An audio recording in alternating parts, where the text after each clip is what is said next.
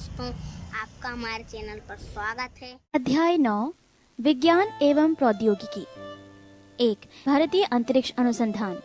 भारतीय राष्ट्रीय अंतरिक्ष अनुसंधान समिति का गठन 1962 में प्रसिद्ध अंतरिक्ष वैज्ञानिक डॉक्टर विक्रम साराभाई यानी भारतीय अंतरिक्ष कार्यक्रम के जनक की अध्यक्षता में किया गया, जिसने परमाणु ऊर्जा विभाग के अंतर्गत कार्य करना प्रारंभ किया।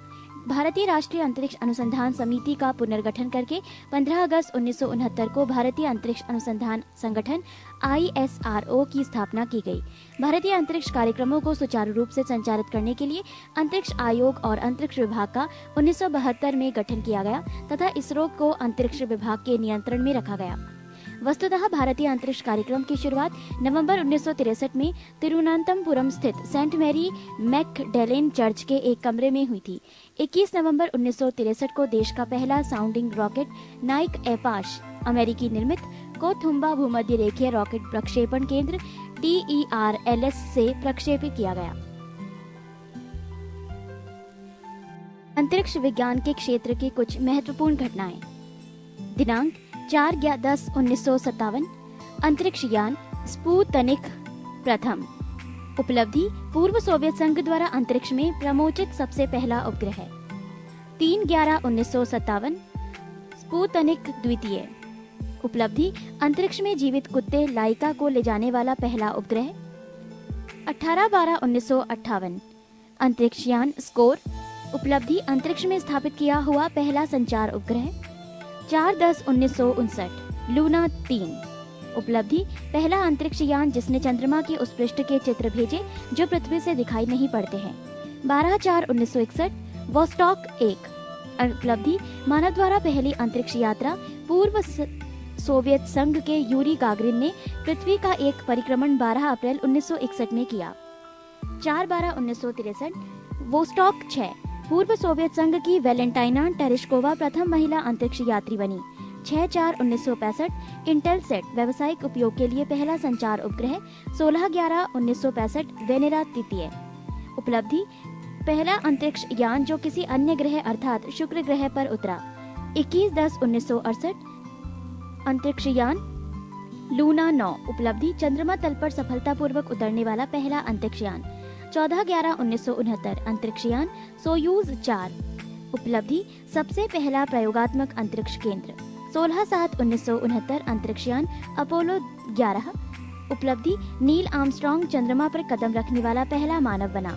इसके बाद एडविन एल्ड्रिन चंद्रमा की धरती पर उतरा। 19/5/1971 अंतरिक्ष यान मार्स द्वितीय। उपलब्धि मंगल ग्रह पर पहली बार अंतरिक्ष यान का उतरना। अंतरिक्ष केंद्र और इकाइयां। विक्रम साराभाई अंतरिक्ष केंद्र तिरुवनंतपुरम VSSC। ये केंद्र रॉकेट अनुसंधान तथा प्रक्षेपण यान विकास परियोजनाओं को बनाने और उन्हें क्रियान्वित करने में अग्रणी भूमिका निभाता है। पृष्ठ 426। अभी तक के सभी प्रक्षेपण यानों तथा SLV तृतीय, ASLV, PSLV एवं GSLV को इसी केंद्र में विकसित किया गया है। इसरो उपग्रह केंद्र बेंगलौर ICAC। इस केंद्र में उपग्रह परियोजनाओं के डिजाइन, निर्माण, परीक्षण और प्रबंध कार्य संपन्न किए जाते हैं। अंतरिक्ष उपयोग केंद्र अहमदाबाद SAC। इस केंद्र के प्रमुख कार्यों में दूरसंचार व टेलीविजन में उपग्रह का प्रयोग, प्राकृतिक संसाधनों के सर्वेक्षण और प्रबंध के लिए दूर संवेदन, मौसम विज्ञान, भूमापन, पर्यावरण पर्यवेक्षण आदि शामिल हैं। शार केंद्र श्रीहरिकोटा। ये इसरो का प्रमुख प्रक्षेपण केंद्र है जो आंध्र प्रदेश के पूर्वी तट पर स्थित है। इस केंद्र में भारतीय प्रक्षेपण यान के ठोस ईंधन रॉकेट के विभिन्न चरणों का पृथ्वी पर परीक्षण तथा प्रणोदक का प्रसंस्करण भी किया जाता है। द्रव प्रणोदक प्रणाली केंद्र LPSC। तिरुवनंतपुरम बेंगलौर और महेंद्रगिरी तमिलनाडु में इस केंद्र की शाखाएं हैं। ये केंद्र इसरो के उपग्रह प्रक्षेपण यानों और उपग्रहों के लिए द्रव ईंधन से चलने वाली चालक नियंत्रण प्रणालियों और इंजनों के डिजाइन, विकास और आपूर्ति के लिए कार्यरत हैं। महेंद्रगिरी में द्रव ईंधन से चलने वाले रॉकेट इंजनों का परीक्षण सुविधा उपलब्ध है। इसरो टेलीमेट्री निगरानी एवं नियंत्रण नेटवर्क ISTRAC इस नेटवर्क का मुख्यालय तथा उपग्रह नियंत्रण केंद्र बेंगलौर में स्थित है। श्री हरिकोटा, तिरुवनंतपुरम, बेंगलौर, लखनऊ, पोर्ट ब्लेयर और मॉरिशस में इसके भू केंद्र हैं। इसका प्रमुख कार्य इसरो के प्रक्षेपण यानों एवं उपग्रह मिशनों तथा अन्य अंतरिक्ष एजेंसियों को टेलीमेट्री, निगरानी और नियंत्रण सुविधाएं प्रदान करना है। मुख्य नियंत्रण सुविधा हासन MCF। इनसेट उपग्रह के प्रक्षेपण के बाद की सभी गतिविधियों तथा उपग्रह को कक्षा में स्थापित करना, केंद्र से उपग्रह का नियमित संपर्क स्थापित करना तथा कक्षा में उपग्रह की सभी क्रियाओं पर निगरानी एवं नियंत्रण का दायित्व कर्नाटक के हासन स्थित मुख्य नियंत्रण सुविधा के पास है। इसरो का दूसरा मुख्य नियंत्रण सुविधा केंद्र मध्य प्रदेश के भोपाल में 11 अप्रैल 2005 को स्थापित किया गया। इसरो जड़त्व प्रणाली इकाई तिरुअनंतपुरम IISU। इसरो की इस इकाई का प्रमुख कार्य प्रक्षेपण यानों और उपग्रहों के लिए जड़त्व प्रणाली का विकास करना है। भौतिक अनुसंधान प्रयोगशाला अहमदाबाद PRL। अंतरिक्ष विभाग के अंतर्गत कार्यरत ये संस्थान अंतरिक्ष और संबद्ध विज्ञान में अनुसंधान एवं विकास करने वाला प्रमुख राष्ट्रीय केंद्र है। राष्ट्रीय दूर संवेदी एजेंसी हैदराबाद NRSA। अंतरिक्ष विभाग के अंतर्गत कार्यरत ये एजेंसी उपग्रह से प्राप्त आंकड़ों का उपयोग करके पृथ्वी के संसाधनों की पहचान, वर्गीकरण और निगरानी करने की जिम्मेदारी निभाती है। इसका प्रमुख केंद्र बालानगर में है। इसके अतिरिक्त देहरादून स्थित भारतीय दूर संवेदी संस्थान भी राष्ट्रीय दूर संवेदी एजेंसी का ही एक अंग है। प्रमुख भारतीय उपग्रह आर्यभट्ट। स्वदेशी तकनीक से निर्मित प्रथम भारतीय उपग्रह आर्यभट्ट को 19 अप्रैल 1975 को पूर्व सोवियत संघ के बैकानूर अंतरिक्ष केंद्र से इंटर कॉस्मोस प्रक्षेपण यान द्वारा पृथ्वी के निकट वृत्तीय कक्षा में 594 किलोमीटर की ऊंचाई पर सफलतापूर्वक स्थापित किया गया। इसका वजन 360 किलोग्राम था। इस अभियान के 3 प्रमुख लक्ष्य थे: वायु विज्ञान प्रयोग, सौर भौतिकी प्रयोग तथा एक्स किरण खगोलकी प्रयोग। इस उपग्रह में संचार व्यवस्था से जुड़े कुछ प्रयोग किए गए। विशुद्ध रूप से वैज्ञानिक उपग्रह के रूप में विकसित आर्यभट्ट को सक्रिय कार्य निविधि मात्र 6 माह निर्धारित की गई थी, परंतु उसने मार्च 1980 तक अंतरिक्ष से आंकड़े भेजने का कार्य किया। भास्कर प्रथम प्रायोगिक पृथ्वी परिवेक्षण उपग्रह भास्कर प्रथम को 7 जून 1979 को पूर्व संयोजित संघ के प्रक्षेपण केंद्र बैकानूर से इंटर कॉस्मोस प्रक्षेपण यान द्वारा पृथ्वी से 525 किलोमीटर की ऊंचाई पर पूर्व निर्धारित कक्षा में सफलतापूर्वक स्थापित किया गया। इसका लक्ष्य जल विज्ञान, हिमगलन, समुद्र विज्ञान एवं वानिकी के क्षेत्र में भू परिवेक्षण अनुसंधान करना था। इसने 1 अगस्त 1981 को कार्य करना बंद कर दिया। पृष्ठ 427। भास्कर द्वितीय। भास्कर प्रथम के संशोधित प्रतिरूप भास्कर द्वितीय को भी रूसी प्रक्षेपण केंद्र बैकानूर से ही 20 नवंबर 1981 की पृथ्वी से 525 किलोमीटर की ऊंचाई पर स्थापित किया गया तथा इसका घूर्णन कक्षा तल के लंबवत रखा गया। समीर उपकरण के कारण भास्कर द्वितीय द्वारा समुद्री सतह का ताप, सामुद्रिक स्थिति, बर्फ गिरने व पिघलने आदि जैसी अनेक घटनाओं का व्यापक विश्लेषण किया गया। रोहिणी श्रृंखला। रोहिणी उपग्रह श्रृंखला के अंतर्गत भारतीय प्रक्षेपण केंद्र श्री हरिकोटा से भारतीय प्रक्षेपण यान SLV तृतीय द्वारा 4 उपग्रह प्रक्षेपित किए गए। इस श्रृंखला के उपग्रहों के प्रक्षेपण का मुख्य उद्देश्य भारत के प्रथम उपग्रह प्रक्षेपण यान SLV तृतीय का परीक्षण करना था। इस अभियान का प्रथम एवं तृतीय प्रायोगिक परीक्षण असफल रहा था। इस अभियान के द्वितीय अप्रायोगिक परीक्षण में रोहिणी RS-1 को 18 जुलाई 1980 को श्रीहरिकोटा से SLV-3 प्रक्षेपण यान से सफलतापूर्वक प्रक्षेपित किया गया। इस प्रकार रोहिणी RS प्रथम भारतीय भूमि से भारतीय प्रक्षेपण यान द्वारा प्रक्षेपित प्रथम भारतीय उपग्रह बना। चतुर्थ प्रायोगिक परीक्षण में रोहिणी RS-D द्वितीय को 17 अप्रैल 1983 को श्रीहरिकोटा से SLV तृतीय D2 द्वारा सफलतापूर्वक प्रक्षेपित किया गया। इस सफलता ने SLV तृतीय को एक प्रामाणिक प्रक्षेपण यान सिद्ध कर दिया तथा भारत को छोटे प्रक्षेपण यानों को विकसित करने वाले देशों की श्रेणी में ला दिया।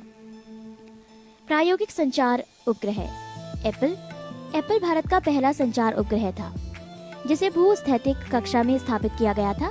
भारत के प्रथम प्रायोगिक संचार उपग्रह एप्पल को 19 जून 1981 को फ्रेंच गुयाना को के कोरू अंतरिक्ष प्रक्षेपण केंद्र से यूरोपीय अंतरिक्ष एजेंसी के एरियन चतुर्थ प्रक्षेपण यान द्वारा भू स्थिर कक्षा में लगभग 36,000 किलोमीटर की ऊंचाई पर स्थापित किया गया। इस उपग्रह का उपयोग राष्ट्रीय संचार व्यवस्था को आधुनिक बनाने, घरेलू संचार व्यवस्था, रेडियो नेटवर्क डाटा संप्रेषण, दूर दराज के क्षेत्रों में संचार व्यवस्था स्थापित करने, भूस्थैतिक कक्षा में उपग्रहों के प्रक्षेपण की तकनीक का ज्ञान प्राप्त करने तथा संचार के प्रयुक्त सी बैंड ट्रांसपोंडर के प्रयोग आदि में किया गया। एप्पल से प्राप्त तकनीकी अनुभव ने इनसेट श्रृंखला के निर्माण एवं विकास में महत्वपूर्ण भूमिका निभाई। विस्तारित रोहिणी उपग्रह श्रृंखला स्त्रात SROSS। इस श्रृंखला का उद्देश्य 100 से 150 किलोग्राम वर्ग के उपग्रहों का निर्माण करना था, जिन्हें सर्वाधिक उपग्रह प्रक्षेपण यान augmented satellite launch vehicle ASLV द्वारा छोड़ा गया था। इस श्रृंखला के तहत 4 उपग्रह स्त्रास 1, स्त्रास 2, स्त्रास 3 एवं स्त्रास 4 प्रक्षेपित किया गया। स्त्रास प्रथम एवं स्त्रास द्वितीय असफल रहा। भारतीय राष्ट्रीय उपग्रह इनसेट प्रणाली। भारतीय राष्ट्रीय उपग्रह प्रणाली अर्थात इनसेट प्रणाली एक बहुउद्देशीय कार्यरत उपग्रह प्रणाली है, जो एशिया प्रशांत क्षेत्र में सबसे बड़ी घरेलू संचार उपग्रह प्रणालियों में से एक है।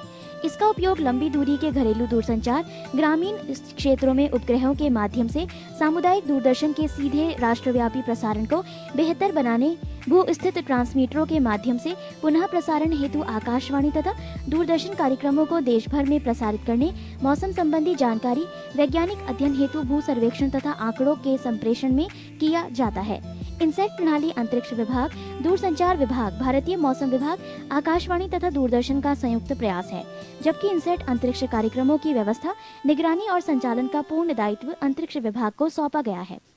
इनसेट प्रणाली के प्रथम पीढ़ी में 4 उपग्रह INSAT 1A, 1B, 1C, 1D। द्वितीय पीढ़ी में 5 उपग्रह INSAT 2A, 2B, 2C, 2D, 2E। तृतीय पीढ़ी में भी 5 उपग्रह 3A, 3B, 3C, 3D, 3E तथा चौथी पीढ़ी में 7 उपग्रहों के प्रक्षेपण की योजना बनाई गई थी। चौथी पीढ़ी के उपग्रह 4A, 4C, 4B तथा 4CR का प्रक्षेपण हो चुका है। पृष्ठ 428। 2. भारतीय परमाणु अनुसंधान। डॉक्टर होमी जे भाभा की अध्यक्षता में 10 अगस्त 1948 को परमाणु ऊर्जा आयोग की स्थापना के साथ ही परमाणु ऊर्जा अनुसंधान की भारतीय यात्रा आरंभ हुई। भारत के प्रधानमंत्री श्री अध्यक्षता में परमाणु ऊर्जा कार्यक्रमों के कार्यान्वयन हेतु अगस्त 1954 में परमाणु ऊर्जा विभाग की स्थापना की गई। परमाणु ऊर्जा के सभी कार्यक्रम प्रधानमंत्री के तत्वावधान में किए जाते हैं। परमाणु अनुसंधान एवं विकास के प्रमुख केंद्र। 1. भाभा परमाणु अनुसंधान केंद्र बार्क। ट्राम्बे मुंबई में स्थापित भाभा परमाणु अनुसंधान केंद्र बार्क परमाणु विज्ञान एवं संबद्ध क्षेत्र में कार्यरत देश का प्रमुख अनुसंधान केंद्र है। बार्क परमाणु विद्युत कार्यक्रम तथा उद्योग एवं खनिज क्षेत्र की इकाइयां अनुसंधान एवं विकास में सहायता प्रदान करता है। इस केंद्र ने उद्योग, औषधि तथा कृषि के क्षेत्र में रेडियो आइसोटोप के चिकित्सीय उपयोगों सहित परमाणु ऊर्जा के शांतिपूर्ण कार्यों में उपयोग की प्रौद्योगिकी का विकास किया है। प्रायोगिक रिएक्टरों को जीरो पावर रिएक्टर भी कहते हैं, क्योंकि इसका इस्तेमाल ऊर्जा प्राप्ति की अपेक्षा नाभिकीय अनुसंधान के लिए खास तौर से किया जाता है। कनाडा के सहयोग से बार्क में स्थापित साइरस तापीय रिएक्टर का मुख्य उद्देश्य रेडियो आइसोटोप का उत्पादन एवं उनके प्रयोग को प्रोत्साहित करना है। ध्रुव अनुसंधान रिएक्टर में रेडियो आइसोटोप तैयार करने के साथ साथ परमाणु प्रौद्योगिकियों व पदार्थों में शोध पर कार्य किया जाता है। बार्क के परमाणु रिएक्टर। अप्सरा निर्माण वर्ष 1965, क्षमता मेगावाट में 1। साइरस निर्माण वर्ष 1960, क्षमता 40। जर्लिना निर्माण वर्ष 1961, क्षमता 00। पूर्णिमा 1 निर्माण वर्ष 1972, क्षमता 00। पूर्णिमा द्वितीय निर्माण वर्ष 1980, क्षमता 00। पूर्णिमा तृतीय निर्माण वर्ष 1990, क्षमता 00। ध्रुव निर्माण वर्ष 1985, क्षमता 100। पृष्ठ 433। 2. इंदिरा गांधी परमाणु अनुसंधान केंद्र IGCAR। वर्ष 1971 में कलपक्कम तमिलनाडु में इस केंद्र की स्थापना की गई है। इस केंद्र का प्रमुख कार्य फास्ट ब्रीडर रिएक्टर के संबंध में अनुसंधान एवं विकास करना है। इस केंद्र में स्थित फास्ट ब्रीडर टेस्ट रिएक्टर विश्व में अपनी तरह का पहला रिएक्टर है, जो प्लूटोनियम यूरेनियम मिश्रित कार्बाइड ईंधन को काम में लाता है। फास्ट ब्रीडर टेस्ट रिएक्टर की कुछ विशेषताएं निम्न हैं। एक इसमें श्रृंखलागत अभिक्रिया को तीव्र न्यूट्रॉनों के माध्यम से निरंतर जारी रखा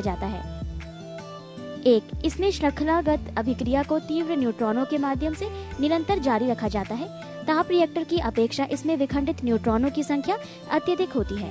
2. फास्ट ब्रीडर टेस्ट रिएक्टर में प्राकृतिक यूरेनियम का प्रयोग ताप रिएक्टर की अपेक्षा 60 से 70 गुना ज्यादा होता है। 3. इसमें रेडियोधर्मिता का उत्सर्जन अल्प मात्रा में होता है। 4. इसमें शीतलक के रूप में सोडियम का प्रयोग किया जाता है, जबकि ताप रिएक्टर में जल का। 5. फास्ट ब्रीडर टेस्ट रिएक्टर की रूपरेखा फ्रांस की रेपसीडो रिएक्टर पर आधारित है। कामिनी संक्षिप्त रूप है कलपक्कम मिनी रिएक्टर का। कामिनी ने 17 सितंबर 1997 से काम करना शुरू कर दिया है। इस रिएक्टर का महत्व इस बात को लेकर है कि जहां अन्य प्रायोगिक रिएक्टरों में ईंधन के रूप में यूरेनियम या प्लूटोनियम का उपयोग किया जाता है, वहीं कामिनी थोरियम 31 का उपयोग ईंधन के रूप में करेगा। स्मरणीय है कि कामिनी थोरियम यूरेनियम 233 ईंधन चक्र का उपयोग करने वाला विश्व का प्रथम रिएक्टर है। इस रिएक्टर का उपयोग अनुसंधान के अतिरिक्त अपराधियों को पकड़ने में भी किया जाएगा, क्योंकि इसके द्वारा फिंगर प्रिंटों का मिलान करना बड़ा सरल हो जाएगा। 3.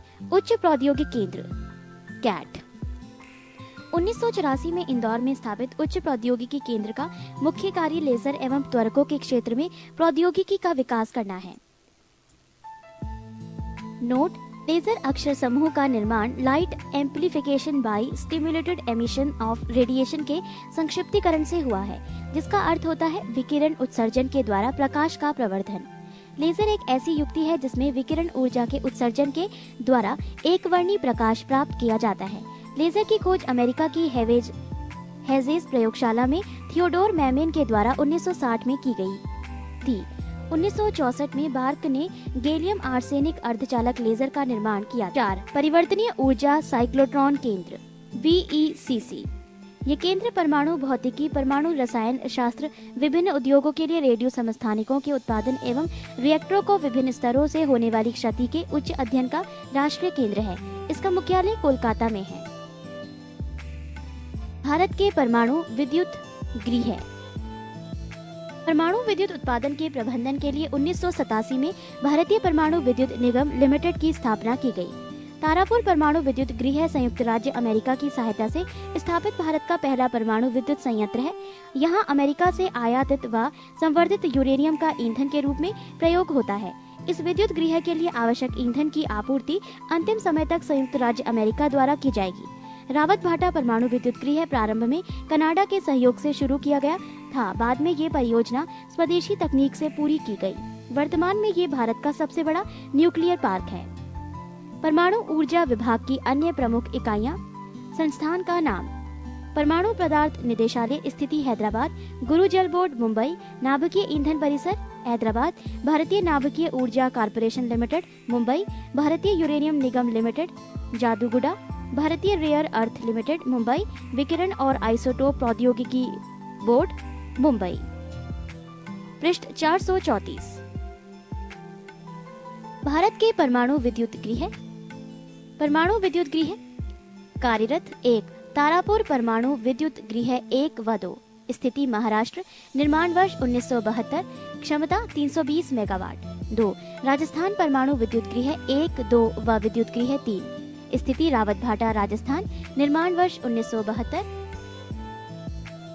क्षमता 440 मेगावाट। विद्युत गृह 3, स्थिति रावत भाटा राजस्थान। निर्माण वर्ष 1999। क्षमता 220 मेगावाट। 3. मद्रास परमाणु विद्युत गृह 1 व 2, स्थिति कलपक्कम तमिलनाडु। निर्माण वर्ष 1983। क्षमता 470। 4. नरोरा परमाणु विद्युत गृह 1 व 2, स्थिति बुलंदशहर उत्तर प्रदेश। निर्माण वर्ष 1991। क्षमता 470। 5. काकरापार परमाणु विद्युत गृह 1 व 2, स्थिति सूरत गुजरात। निर्माण वर्ष 1993। क्षमता 220। 6. कैगा परमाणु विद्युत गृह 1 व 2, स्थिति कर्नाटक। निर्माण वर्ष 1999। क्षमता 440। निर्माणाधीन: 1. काकरापार परमाणु विद्युत गृह 3, स्थिति सूरत गुजरात। निर्माण वर्ष डैश क्षमता 440 मेगावाट। 2. राजस्थान परमाणु विद्युत गृह 4, स्थिति रावत भाटा राजस्थान। निर्माण वर्ष डैश क्षमता 440। 3. कुडुनकुलम परमाणु विद्युत गृह 1 व 2, स्थिति कन्याकुमारी तमिलनाडु, निर्माण वर्ष डैश, क्षमता 2000 मेगावाट। निर्माण हेतु संस्तुति 1 तारापुर परमाणु विद्युत गृह 3 बाजार, स्थिति महाराष्ट्र, निर्माण वर्ष डैश, क्षमता 1000।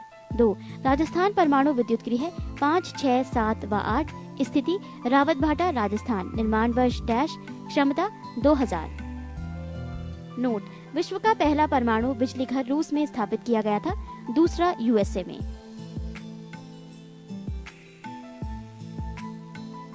परमाणु परीक्षण 18 मई 1974 में पोखरण जैसलमेर राजस्थान में भारत ने स्वदेशी पहला परीक्षणीय परमाणु विस्फोट किया।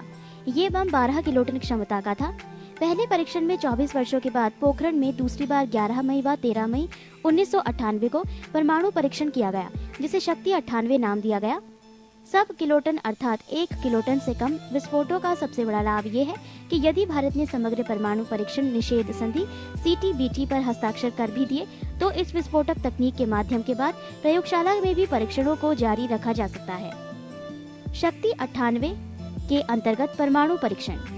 परीक्षण तिथि 11 मई 1998, प्रक्रिया थर्मोन्यूक्लियर, क्षमता 43 किलोटन। 11 मई 1998, प्रक्रिया विखंडन, क्षमता 15 किलोटन। 11 मई 1998, प्रक्रिया लो यील्ड, क्षमता 0.2 किलोटन। 13 मई 1998, प्रक्रिया लो यील्ड, क्षमता 0.3 किलोटन। 13 मई 1998, लो यील्ड, क्षमता 0.5 किलोटन।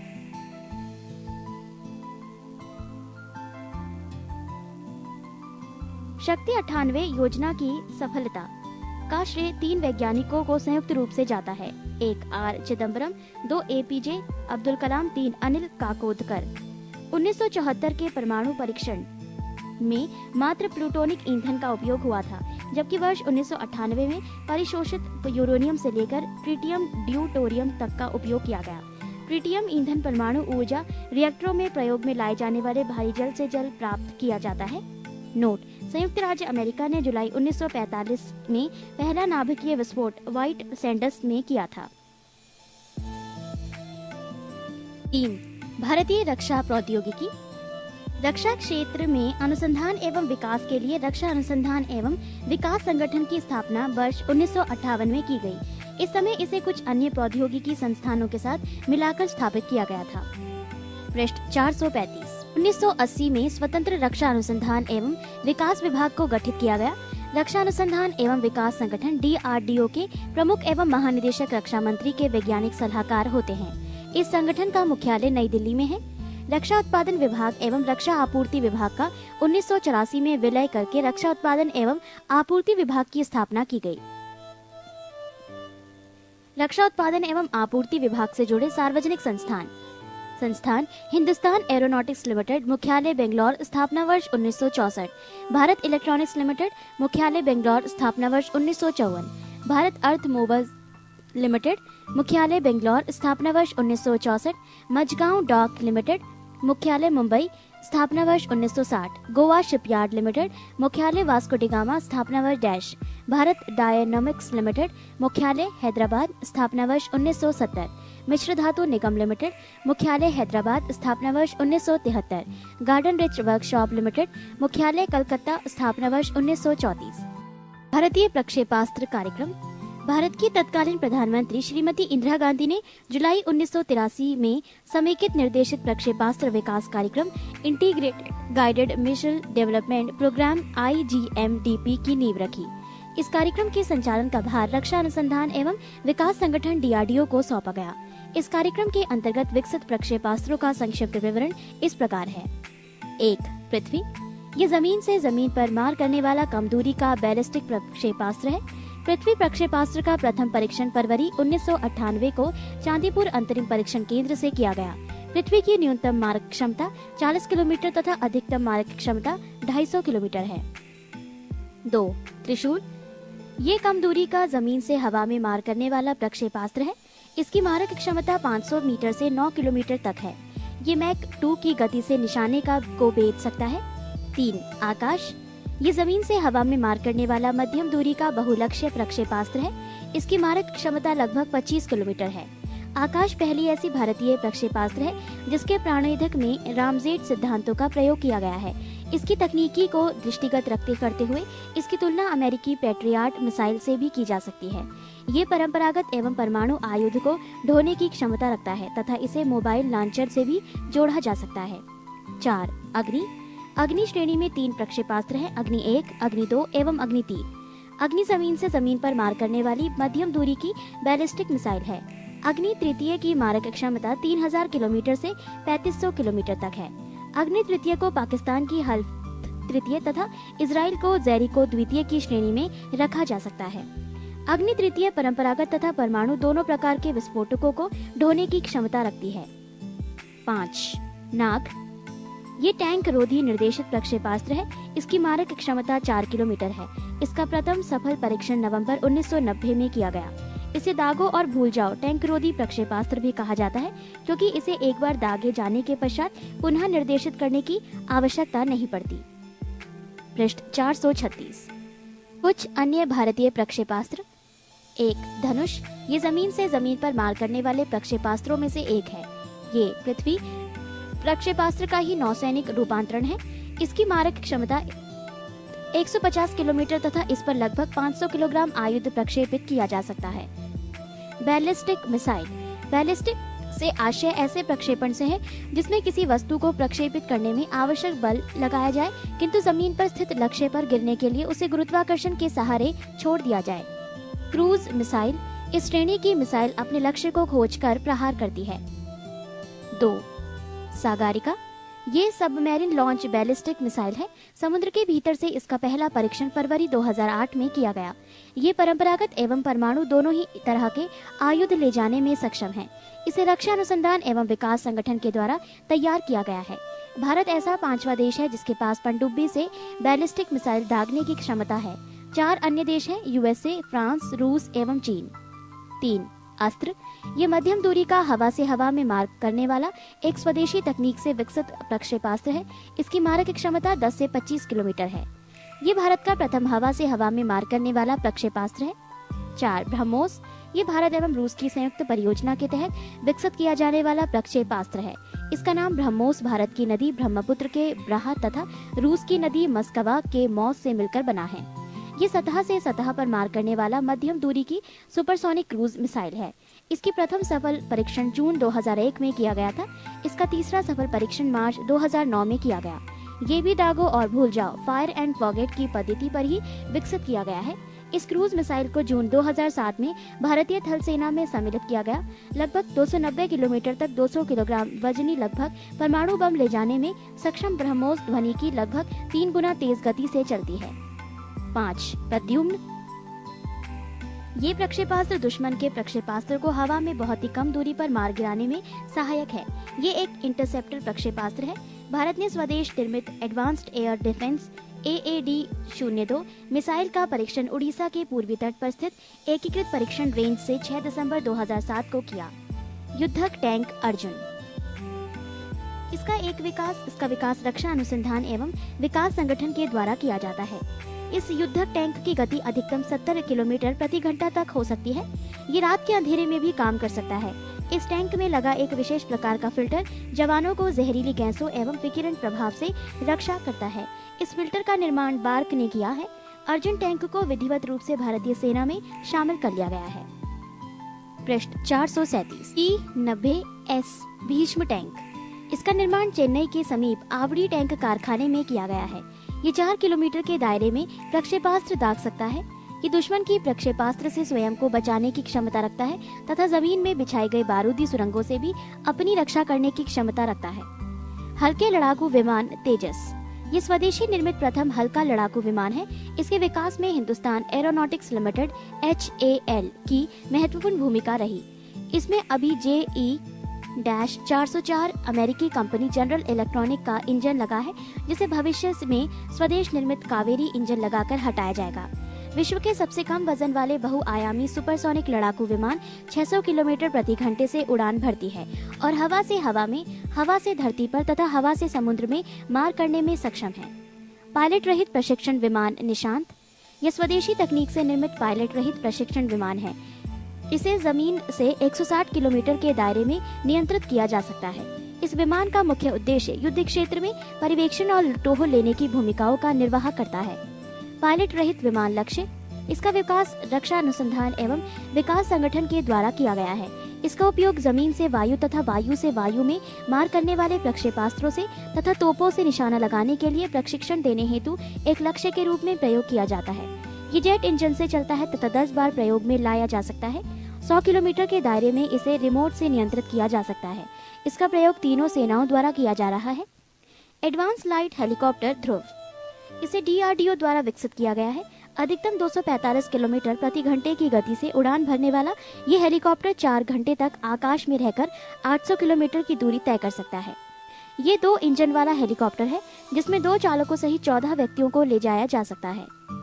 IL-78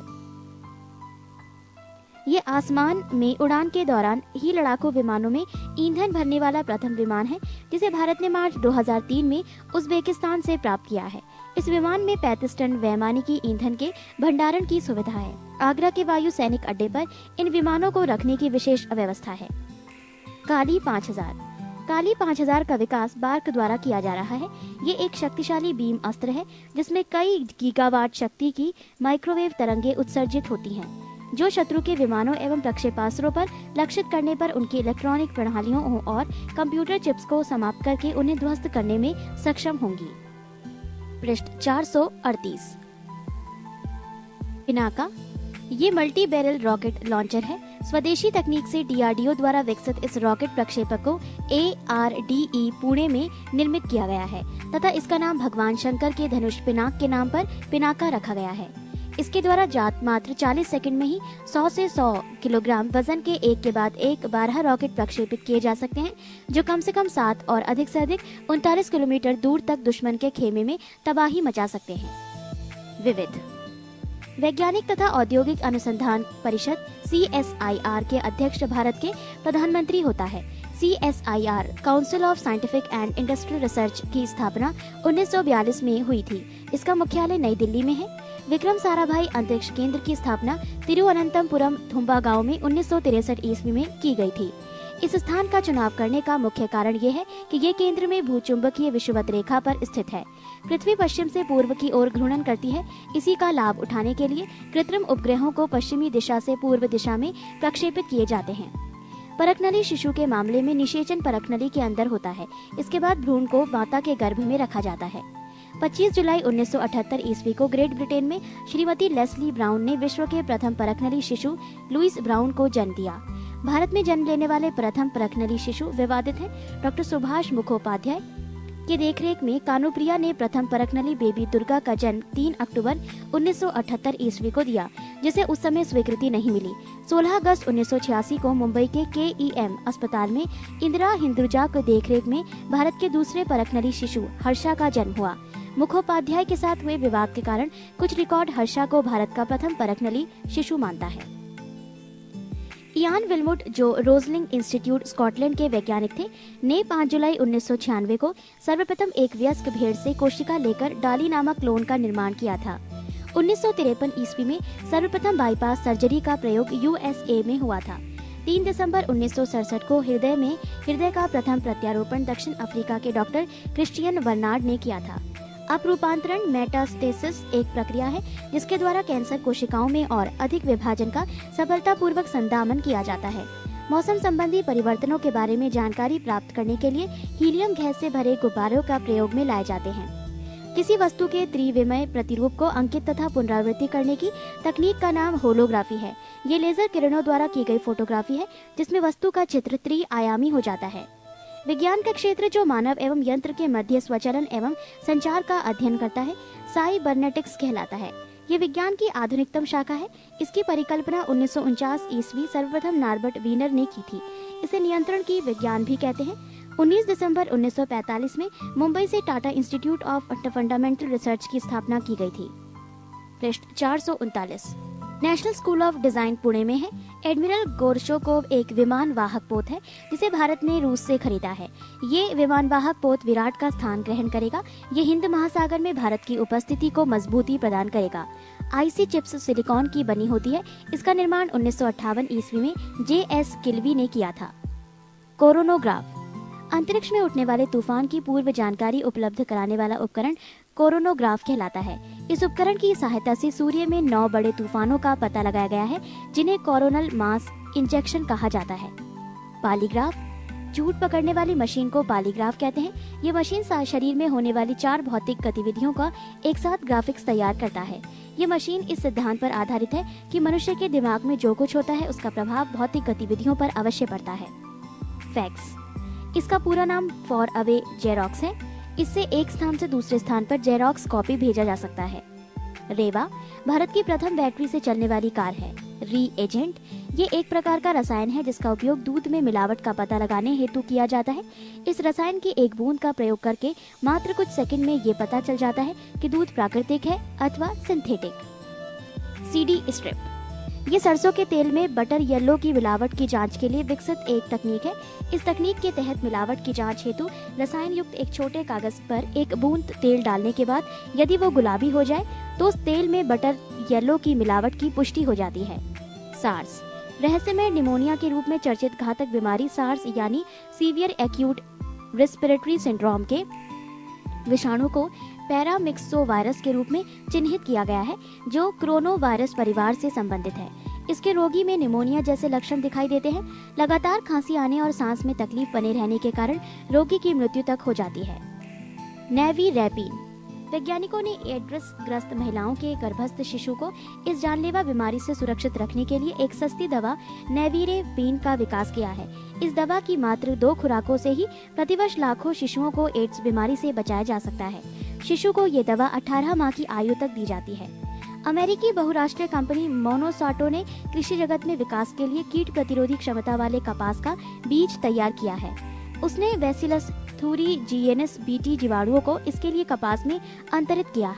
इस बायोटेक्नोलॉजिकल रिसर्च की मदद से आलू, टमाटर तथा सरसों के कीट प्रतिरोधी बीज तैयार कर लिए गए हैं। हाइब्रिडोमा तकनीक का विकास 1975 ईस्वी में डॉक्टर मिलस्टोन कोल्सलर एवं जर्मे द्वारा किया गया। इस तकनीक द्वारा एक क्लोनी प्रतिरक्षियों का वाणिज्यिक उत्पादन किया जाता है। टर्मिनेटर बीज जेनेटिक इंजीनियरों द्वारा तैयार किया गया ऐसा बीज है जिनके अंकुरण से पौधे तो तैयार होते हैं किंतु उनसे अंकुलक्षण बीज का उत्पादन नहीं होता है। इकोमार्क उन भारतीय उत्पादों को दिया जाता है जो पर्यावरण के लिए अनुकूल होते हैं। ये भारत सरकार के पर्यावरण एवं वन मंत्रालय द्वारा दिया जाता है। इसी के साथ विज्ञान एवं प्रौद्योगिकी की ये जानकारी समाप्त होती है।